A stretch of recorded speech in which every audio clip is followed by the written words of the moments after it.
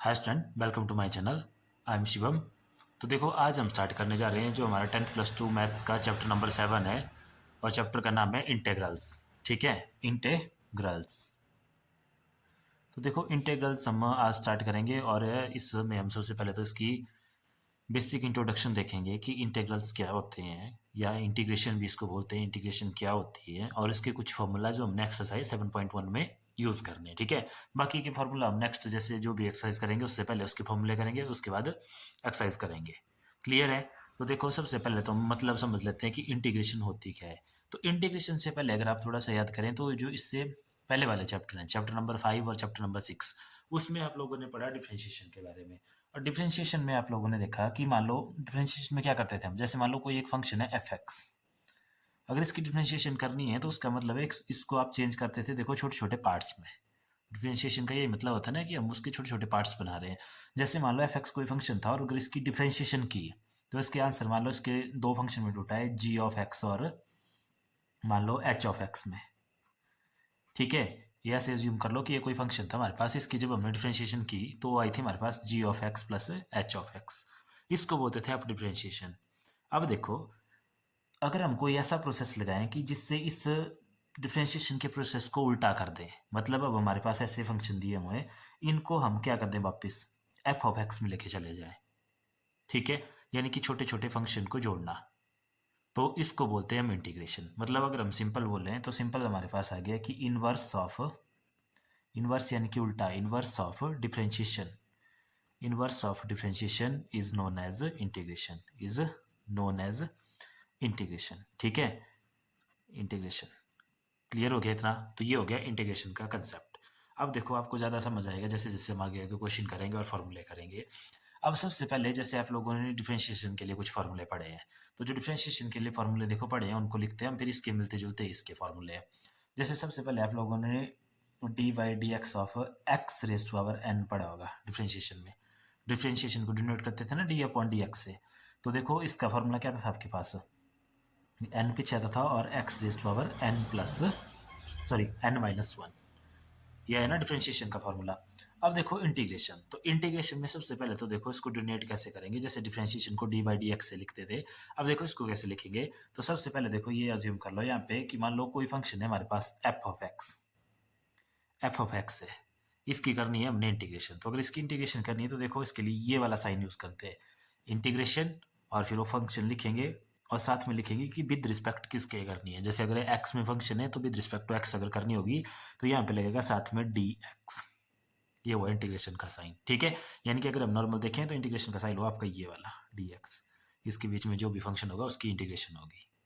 Clear हो गया? तो देखो इसमें जो सबसे पहला फार्मूला है हमारे पास, जनरल फार्मूला, इसका स्टैंडर्ड फार्मूला, वो लिखेंगे हम डायरेक्ट, बाकी हम डिफ्रेंशिएशन से लिखेंगे। जैसे फर्स्ट फार्मूला इसका x raise to power n of d x के लिए, मतलब integration of x raise to power n with respect to d x. तो इसके लिए देखो जो आपके पास फार्मूला होता है वो होता है हमारे पास, देखो क्या, x raise to power n plus one upon n plus one plus c. C यहाँ पे जो है एक कांस्टेंट होता है और सी क्यों आता है ये भी हम अभी देखेंगे इसमें। तो देखो सबसे पहले तो फार्मूला हो गया हमारे पास x power n plus one हो गया ना, पावर एक बढ़ गई और नीचे उसी पावर में से में प्लस वन करके उसको डिवाइड कर दिया। ठीक है, डिफ्रेंशिएशन में क्या होता था, जो पावर यहाँ होती थी वो पीछे आ जाती थी और ऊपर से पावर कम हो जाती थी। ठीक है, उसी तरह से आपके पास d by d x of x होता था सिंपल, क्या हमारे पास वन। ठीक है, यहाँ पे देखो अगर इंटीग्रेशन ऑफ डी एक्स है, मतलब एक्स है नहीं डी एक्स ही है सीधा। ठीक है, तो इसका आंसर आएगा हमेशा एक्स प्लस सी। ये हो गया फार्मूला नंबर 2, ये है हमारे पास स्टैंडर्ड फार्मूले। ठीक है, बाकी कुछ एक फार्मूले हैं इसके जो ट्रिग्नोमेट्री के है वो हम इसकी डिफरेंशिएशन से देखो ड्राइव करेंगे और बिल्कुल आसानी से, ताकि कोई प्रॉब्लम भी नहीं आएगी। तो अब देखो उन फार्मूलों को पढ़ने से पहले थोड़ा सा इस सी के बारे में देख लेते हैं कि ये सी क्यों आ रहा है। ठीक है, एक फार्मूला ये हो गया ना, इंपॉर्टेंट फार्मूले हैं ये, आपको लर्न होने चाहिए तभी इसके क्वेश्चन होंगे। ठीक है, और अगर फार्मूले नहीं लर्न तो क्वेश्चन बिल्कुल नहीं होंगे। तो एक फार्मूला ये हो गया, एक ये हो गया आपके पास दो इंपॉर्टेंट फार्मूले। अब हम सी के बारे में देखेंगे, ये सी क्यों आ रहा है। ठीक है, तो देखो इसको एक एग्जाम्पल से समझ लेते हैं। जैसे मान लो हमने एक एग्जाम्पल लिया, मान लो ऐसे 2x प्लस या 2x स्क्वेयर प्लस 5, या सिंपल यही ले लो जो पहले लिया था, 2x+5 ही ले लो। ठीक है, अब हमने बोला कि इंटीग्रेशन होती है डिफरेंशिएशन का उल्टा। तो चलो देखते हैं, सबसे पहले हम इसकी डिफरेंशिएशन करते हैं। इंटीग्रेशन ही हम करेंगे, पहले करेंगे हम इसकी डिफरेंशिएशन। तो मान लो d/dx ऑफ 2x+5, देखो क्या आ जाएगा। तो ये 5 है कांस्टेंट, इसकी डिफरेंशिएशन 0 होती है, और 2x की क्या आई है हमारे पास, 2x की आएगी हमारे पास सिंपल 2। ठीक है इतना। अब हमने देखो क्या बोला हुआ है, हमने बोला है कि अगर हमारे पास क्या ये हुई ना डिफरेंशिएशन, डिफरेंशिएशन का उल्टा इंटीग्रेशन होती है, तो मतलब 2 का इंटीग्रेशन करके हमारे पास आंसर आना चाहिए ये। तो अगर हम 2 की इंटीग्रेशन कर दें, देखो इंटीग्रेशन ऑफ 2 dx, ये होता है ना इंटीग्रेशन का साइन, ये वाला इंटीग्रेशन का साइन और बाहर dx। तो देखो क्या हो जाएगा, 2 कांस्टेंट है, इंटीग्रेशन से बाहर ले लेंगे अंदर, इंटीग्रेशन ऑफ dx, तो ये हो गया हमारे पास 2। और देखो फार्मूले से इंटीग्रेशन ऑफ dx कितनी होती है हमारे पास, सिंपल x, तो ये आ गया 2x। लेकिन हमने तो बोला था कि जिस फंक्शन की डिफरेंशिएशन की है ये उसके बिल्कुल इक्वल आना चाहिए, लेकिन वो फंक्शन था 2x+5, यानी कि उसमें एक कांस्टेंट भी था 5, वो यहाँ पे रहा नहीं है। क्यों नहीं रहा है, क्योंकि वो डिफरेंशिएशन के टाइम 0 हो गया है। ठीक है, तो अब क्या फंक्शन था इसका कोई आइडिया नहीं होगा उसमें जब हम उसकी इंटीग्रेशन करेंगे, तो इसीलिए यहाँ पे हम सी यूज़ करते हैं कि वहाँ पे एक कोई कांस्टेंट भी रहा होगा, जैसे ये देखो यहाँ से था। ठीक है, वैसे देखो एक और एग्जाम्पल देखते हैं इसका, जैसे मान लो ऐसे है 3x² + 4x-9। ठीक है, तो पहले डिफरेंशिएशन करते हैं, तो d/dx ऑफ क्या हो गया 3x² + 4x-9, तो देखो कितना आ जाएगा, d/dx ऑफ 3x² क्या हो जाएगी, 3 कांस्टेंट है ना, और ये 2 पीछे आएगा और x की पावर 2-1 हो जाएगा। ठीक है, प्लस 4x की क्या होगी 4, और इसकी 0 हो जाएगी। तो ये आ गया हमारे पास सिंपल 3 2 6x + 4। अब अगर इसकी इंटीग्रेशन करें, तो इंटीग्रेशन ऑफ 6x + 4 dx, ऐसे होती है ना हमारे पास ये पूरा फंक्शन। अब देखो इसकी अलग अलग कर देते हैं इनको, तो इंटीग्रेशन एक बारी 6x ऑफ dx होगी और एक बारी -4 ऑफ dx होगी। 4 कांस्टेंट है, बाहर ले लिया। यहाँ पे भी देखो 6 कांस्टेंट है, इंटीग्रेशन रहेगी x dx की, -4 कांस्टेंट है, यहाँ पर रहेगी इंटीग्रेशन dx की।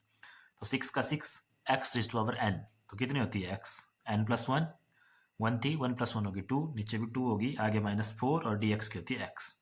तो यहाँ से इसको काट दें तो आ गया 3।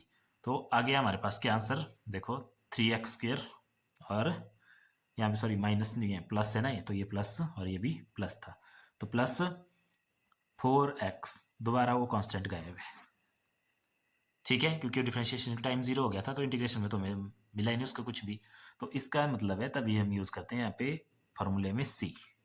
ठीक है, जो हम फार्मूले में देखो सी यूज़ कर रहे हैं, तो हर फार्मूले में हम सी यूज़ करेंगे, तो ये आपको कंसेप्ट क्लियर हो गया होगा कि ये सी का क्या कंसेप्ट है। ठीक है, अब देखते हैं इसके कुछ और बेसिक फार्मूले, उसके बाद नेक्स्ट वीडियो में करेंगे हम इसकी एक्सरसाइज।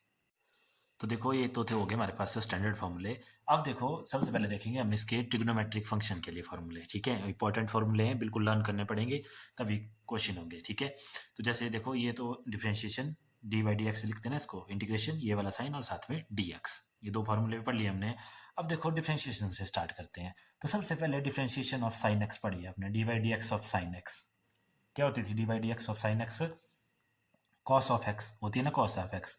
तब इंटीग्रेशन हमने क्या बोला है कि रिवर्स प्रोसेस है डिफरेंशिएशन का। तो देखो रिवर्स का मतलब है, देखो यहाँ से स्टार्ट करेंगे रिवर्स में, तो integration of cos x dx के लिए फॉर्मूला बन गया हमारे पास। देखो क्या, integration of cos x dx किसकी डिफरेंशिएशन थी, साइन एक्स की, तो इसका फॉर्मूला बन गया हमारे पास साइन ऑफ एक्स, और प्लस साथ में क्या लगता है कि हमारे पास सी। ये सी क्यों हुआ था, ये अभी हमने थोड़ी देर पहले एक्सप्लेन किया, क्लियर है। और उसके बाद देखो नेक्स्ट देखेंगे 4th नंबर का, तो डिफरेंशिएशन साइन के बाद देखो कॉस की, तो कॉस एक्स की डिफरेंशिएशन क्या थी, तो कॉस एक्स की थी हमारे पास माइनस ऑफ साइन एक्स, थी ना ये।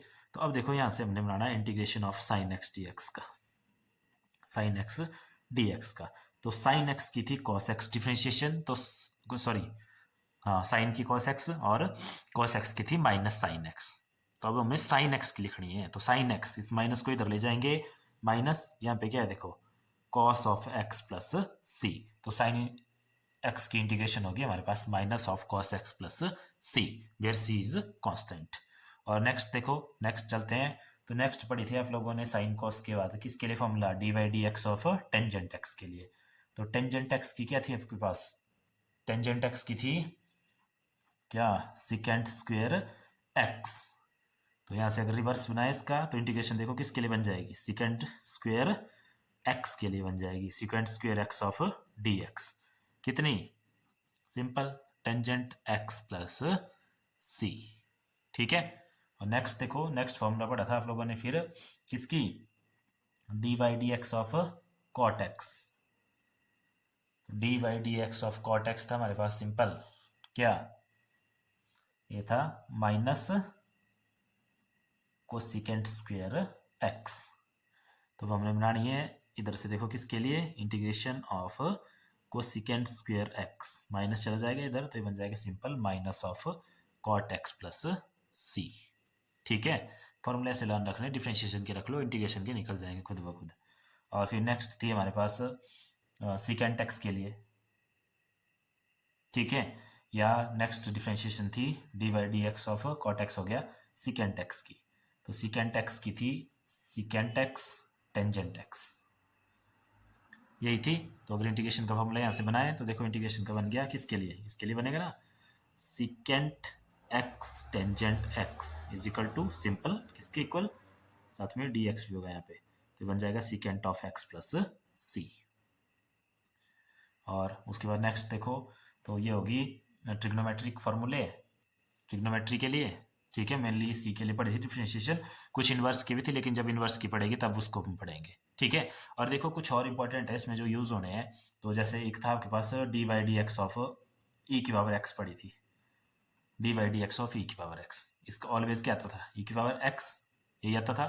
देखो इसको यहाँ से स्टार्ट कर दो, तो एट्थ की इंटीग्रेशन होगी हमारे पास ई की power x of d x, किसके इक्वल, ई की पावर एक्स के। मतलब ई की पावर एक्स की डिफरेंशिएशन भी वही रहती है और ई की पावर एक्स की इंटीग्रेशन भी वही रहती है।